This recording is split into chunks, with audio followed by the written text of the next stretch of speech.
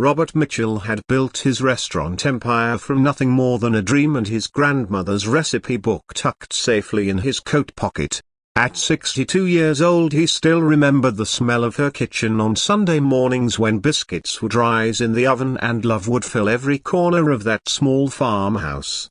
Now he owned 17 restaurants across 3 states, but tonight he sat alone in the corner booth of his newest location in downtown Springfield wearing a simple sweater and jeans instead of his usual business suit.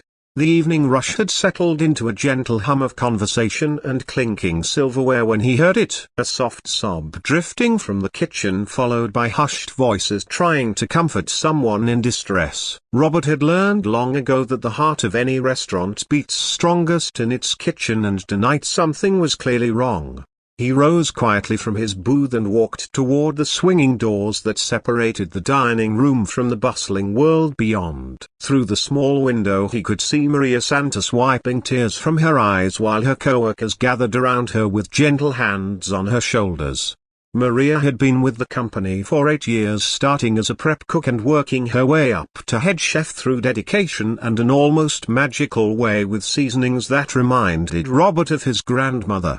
She was 45 with kind eyes that always lit up when she talked about her 2 children and the little apartment they shared above the bakery on Elm Street. But tonight those eyes were filled with worry and exhaustion. Robert pushed through the doors and the kitchen fell silent except for the steady sizzle of onions in a pan somewhere behind the stainless steel counters. Maria looked up startled and quickly tried to compose herself, not recognizing the man in casual clothes who had wandered into her domain. "I'm sorry sir," she said softly, "customers aren't allowed back here, but if you need something I can get one of the servers to help you." Robert smiled the same gentle smile that had reassured his own children through scraped knees and broken hearts decades ago. "I was just concerned," he said simply. "I heard crying and wanted to make sure everyone was okay." The other kitchen staff exchanged glances, uncertain how to handle this stranger who spoke with such genuine care. Maria's assistant chef David stepped forward protectively. "Everything's fine here," he said, though his voice carried the weight of someone trying to hold too many things together at once. But Robert could see it wasn't fine. He had spent 40 years learning to read people the way others read books, and he could see the exhaustion in Maria's shoulders, the worry lines that had deepened around her eyes. "My name is Robert," he said, settling onto a nearby stool as if he belonged there, "and sometimes talking to a stranger is easier than talking to people who know all your business."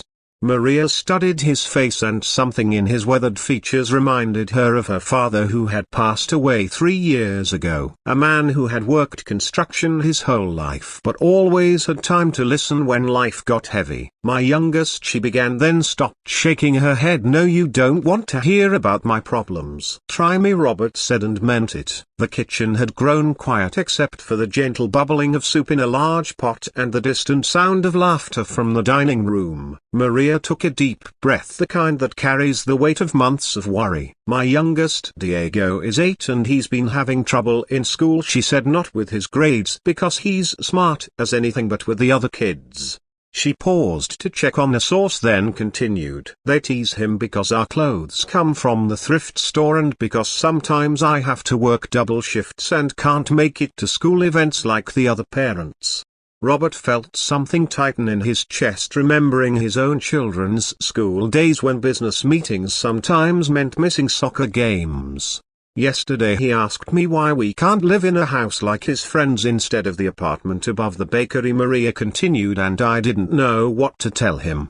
Her voice broke slightly. "I work 60 hours a week and I still can't give him the things other kids have." David moved closer to Maria, his loyalty evident in the way he positioned himself like a shield. "Maria works harder than anyone I know," he said to Robert. "She's here before the sun comes up and sometimes doesn't leave until after 10 at night." Robert nodded slowly, understanding more than they could know about the weight of providing for children and the guilt that comes with never feeling like it's enough.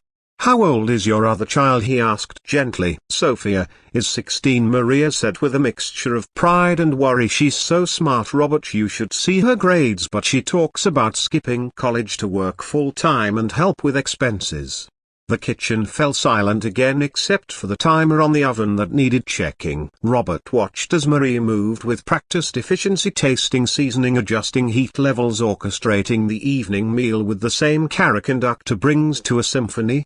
He recognized something in her movements, the same dedication his grandmother had brought to every meal she prepared. "Tell me about your grandmother's cooking," Robert said suddenly. Maria looked surprised by the change in subject, but her face softened. "Abuela could make magic with beans and rice," she said. "No matter how little we had, she could stretch it into a feast and make everyone feel like royalty." "Mine too," Robert said. "She used to say that cooking was just love made visible." Something shifted in Maria's expression as she recognized a kindred spirit. "That's exactly what Abuela used to say," she whispered. Robert stood and walked to the prep station where vegetables waited to be chopped for tomorrow's service. "Mind if I help?" he asked, picking up a knife. "I find chopping vegetables good for thinking." Maria hesitated, then nodded, and they worked side by side in comfortable silence. The other kitchen staff gradually returned to their tasks but kept glancing over at this strange customer who seemed to belong among the pots and pans. "I've been thinking about what you said about your son," Robert finally said, "about him feeling different because of where you live and what you wear." Maria nodded without looking up from the carrots she was dicing. "When my children were young, I worried about the same things," Robert continued. "I wanted to give them everything, but sometimes the most important thing we can give our children isn't things at all." He paused, letting that thought settle. "It's showing them that hard work has dignity and that taking care of people through food is one of the most noble callings in the world." Maria's knife still on the cutting board. "Your Diego sees his mother getting up before dawn to create meals that bring families together," Robert continued. "He sees someone who cares so much about doing good work that she stays late to make sure everything is perfect."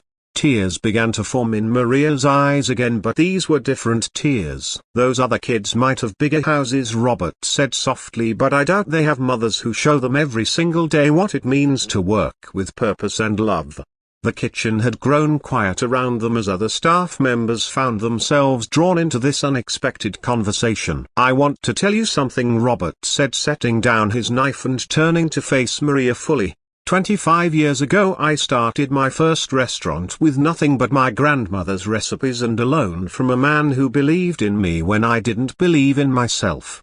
Maria looked up, confused by this revelation. "I worked 16-hour days and lived on nothing but hope and leftover soup for 2 years," he continued, "and there were nights when I cried in my car because I thought I was failing my family."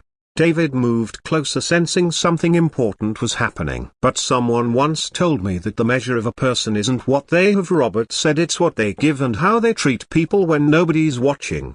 He reached into his wallet and pulled out a business card, placing it gently on the prep counter. Maria looked down and her eyes widened as she read the name Robert Mitchell, followed by the title Chief Executive Officer. The kitchen fell completely silent. "You own this place?" Maria whispered. Robert nodded. "I own 17 places actually, but this is the only one where I heard crying in the kitchen and found someone who reminds me why I started cooking in the first place." Maria stared at the card, then up at Robert, her mind struggling to process this revelation. "I come to each new restaurant after a few months to see how things are running," Robert explained, "but I always come in disguise because you learn more about people when they don't know they're being watched." He picked up his knife again and resumed chopping vegetables. "What I learned tonight is that this kitchen is run by someone who understands that feeding people is about more than just food." Maria's co-workers gathered closer, their faces reflecting the same amazement she felt. "I also learned," Robert continued, "that one of my best employees is struggling to make ends meet while working twice as hard as anyone should have to." He set down the knife and faced Maria with the same gentle expression he'd worn since walking through those swinging doors. "Effective tomorrow, your salary is being increased by $15,000 a year," he said simply. Maria gasped and David reached out to steady her. "But more than that," Robert continued, "I'm starting a scholarship program for employees' children and Diego will be the first recipient." Tears flowed freely down Maria's cheeks now. "And Sophia," Robert added, "she's going to receive a full scholarship to culinary school if she wants it, because talent like yours shouldn't skip a generation." The kitchen erupted in quiet celebration as Maria's co-workers embraced her with joy and relief. But Robert wasn't finished. "There's one more thing," he said. "I'm promoting you to regional head chef, which means you'll oversee the kitchens at 3 locations and have your own assistant to help manage the workload."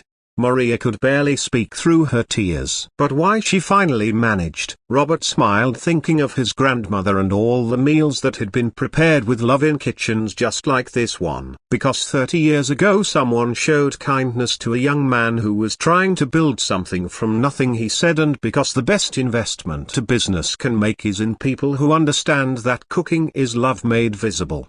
As the evening wound down and the last orders went out to the dining room, Robert helped Maria finish the prep work for tomorrow. They worked together in comfortable silence, 2 people who understood that sometimes the most profound changes in life come not from grand gestures but from simple acts of recognition and care. When Maria finally hung up her apron and prepared to go home to her children, she paused at the kitchen doors. "Thank you," she said, but the words felt too small for what had happened. Robert nodded, understanding. "Thank your grandmother," he said. "She raised someone who knows that the secret ingredient in every great dish is caring about the people who will eat it." As Maria walked home through the quiet streets toward the apartment above the bakery, she thought about how she would tell Diego and Sophia that sometimes angels appear in the most unexpected places.